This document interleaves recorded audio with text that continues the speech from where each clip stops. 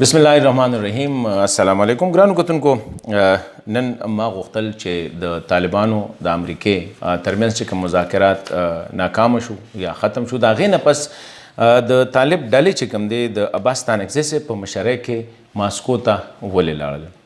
سوالات پیدا کیږي، ډېر سوالونه پیدا کیږي چې آیا یو نوې کیل یا لوبه په افغانستان کې خو نه شروع کیږي، ځکه کردارونه هم هغه زاړه دي، امریکا، روس، افغان او د افغانستان ځمکه. نن نه څو کاله مخکې تاسو ته ښه پته ده چې هم په دې ځمکه باندې روس راغلی و. د روس خلاف چې کوم دی امریکې د پاکستان یا د نورو ملکونو په مرسته سره چې کوم دی افغانان استعمال کړل د مذهب په نوم باندې، او وی چې دا روس سور کافر دی، د په افغانستان ناغلی، د هغې خلاف هم دغه افغانانو وجنګېدل، روس له شکست ورکړ او روس چې کوم دی ډېر په بېعزتۍ سره ووته. اوس هم هغه د افغانستان ځمکه ده، امریکا راغله، د امریکې خلاف طالبان هم د اسلام په نوم باندې هم دغه افغانیت په نوم باندې جګړه وکړله. ښه خبره وه چې یو کال د دوی ترمنځ خبرې اترې وشولې. اوس دا د منلو خبره ده نه چې یاره پرزیدنټ ټرمپ ته هم په دغه ورځ پته ولګېده چې طالبان زموږ نه څه غواړي.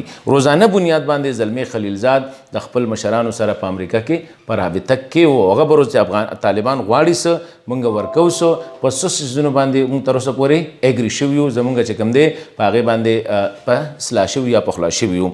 اوس اچانک چې کوم دی دا خو دا هم دونه اهمه نه ده. ما دپاره چې کوم اهمه د سوال دی هغه دا دی چې طالبانو کله په قطر کې دا خبرې ناکامه شولې، لومبۍ دوره دوی روس ته ولې وکړله، پاکستان ته یا سعودي ته یا متحده امارات ته، چین ته، ترکی ته وغیره، ډایرکټ لاړل روس ته. روس هغه ملک دی چې 10 کاله افغانانو د هغې خلاف جهاد کړی دی او په 15 میلیون افغانان چې کوم دی د روس خلاف د خپل وطن نه هجرت کړی. زما سره چې کومه یاره د هغه دا ده چې ما ته ښکاري چې په افغانستان کې اوس یو بله لوبه شروع کېدو واله ده. امریکې نه ډېره غټه غلطي وشوله. امریکې له پکار و چې دا څه و چې دی منلې وې، ډاکټر اشرف غني صاحب یې آن بورډ کړی وې او هغه او طالب یو بل سره کېنولې وې، دی افغانانو خپله کې خبرې شروع کړې وې، دوی ته یو انوایرمنټ ورکړی وې او په عزت کې تللی وې. اوس چې پاتې شوله، اوس ما ته ښکاري داسې چې دا د امریکې دا دویم راوند چې شروع شو، اوس په افغانستان کې تشدد شروع شو، ظلم روان دی. څنګه چې کوم دی کله خبرې سر ته ورسېدلې نو په افغانستان کې تشدد د طالبانو د طرفه ډېر شو. آیا طالبان ولې چا دومره طاقت ورکړله چې دوی په افغانستان کې د هر یو ځای کې په هر یو ښار کې دوی حملې وکړلې، افغان فورسز باندې، افغان پولیس باندې؟ دا څو سوالونه دي. اوس چې کوم دی بیا دوی روس ته ولې لاړل؟ دا یو غټ سوال دی، ځکه موږ له دا هېرول نه دي پکار چې یاره روس په چې کوم دی دغه 10 کاله امریکې چې د هغې خلاف کوم جهاد کوم فاینانس کړی و او د هغې د وجې نه چې کوم دی روس بیا ټوټې ټوټې شو، هغه روس نه دی هېر کړي. اوس ما ته چې کوم ښکاري بدقسمتي به یې ډېره که چېرې داسې هغه دا ده چې اوس نوې ګیم شروع کېږي. کریکټر ما چې څنګه ووې اداکار هم هغه زړه په زړه ده. په تیر جهاد کې هم روسو، امریکا وه، پاکستانو، طالبو یا افغانیو مجاهد په شکل کې، او د افغانستان خاوره وه او افغان ولس وجنه وه. اوس هم هغه دي، امریکا ده، روس دی، افغانۍ دی د طالب په شکل کې، مخکې د مجاهد په شکل کې، او د افغان خاوره میدان جنګ دی. اوس هم هغه شی هم هغه دی، خو صرف مخکې دلته کې دا افغانان د اسلام او د جهاد او د افغانیت په نوم باندې د روس خلاف جنګېدل، ورسره پیسه او اسلحه دا به د امریکې وه.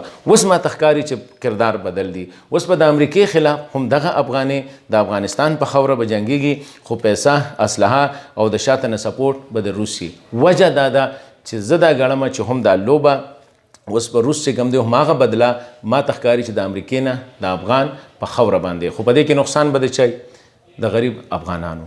هغه هم په 10 کاله جنګ کې چې کوم دی یا د هغې نه پس چې کوم حالات وزورلی شو، زخمی شو، مړ شو، بېعزته شو، د کوره ووتلی شو افغان. اوس هم چې دا نوی پروسس شروع کېږي د امریکې خلاف تشدد کې آلډي ډېرې تیزۍ راغلی دی، د دې خلاف چې ځي چېرته به ځي، څوک په دغه کېږي، خاوره د افغان ده، مری چې کوم دی سټ چې کوم دی هغه سر د افغان دی، ماشوم به پکې افغانۍ مړ کېږي، ښځه به افغانۍ مړ کېږي، نور.